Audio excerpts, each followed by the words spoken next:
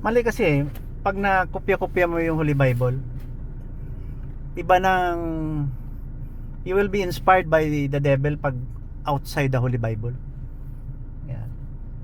Magsigaw ka ng from the river to the sea. Wala. Genocide yan.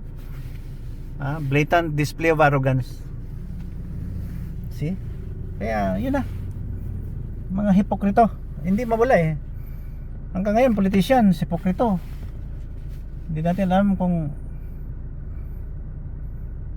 saan tayo lulugar. Kaya sige na lang, ipagpabayan na yan Panginoon lahat. Kikita lang tayo. Bye bye. God bless you. Lahat ng may sakit yan ano, get well soon. Saka yung naglulugsa dahil may mga pagsubok, keep safe na lang lahat. I'll praying for your health, no? Na mahaba ang buhay natin. Basta tanong ko lang, where are we 100 years from now? Wala.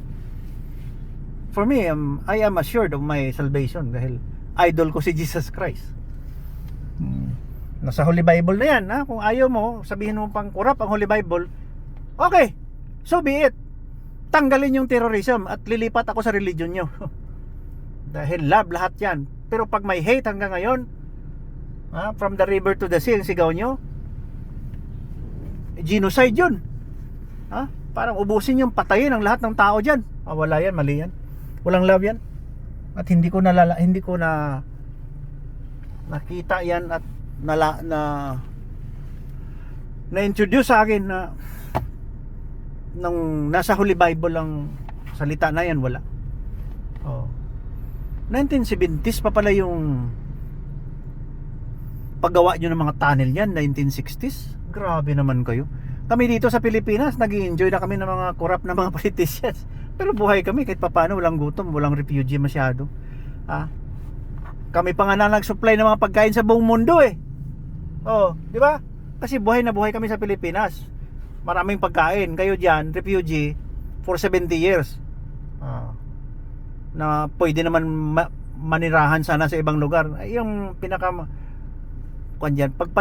pag Palestino ka, hindi ka tinatanggap sa ibang lugar dahil may mga ugali talaga kayong hindi maganda. Kaya lang God na lang bahala sa inyo. At hindi ko naman problema yan. Bakit ako nagka-problema sa inyo? Kaya lang love lang kayo ni Papabot na guidance lang to. Go back to the Holy Bible. Go back to John 3:16, that's all. Wala na talaga. One verse alone can save the world, can turn the world into heaven like place. Heaven on earth. John 3:16 lang. Kasi pag pinalitan yung Holy Bible, wala na, sira na. Wala na. Dahil yan sa kagawa ng mga propetang piki. Pag gumawa kayo ng religion, kunwari kayo na, pero ponsi yan eh.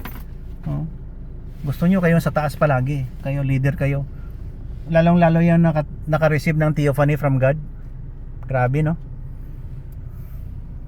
Alam nila, naka-receive sila. They took advantage of the message of God. Ginawa nilang demonyo. They entertain the devil. Hindi Holy Spirit. Okay, bye-bye. Dito pa tayo. Okay, God bless you. Bye-bye.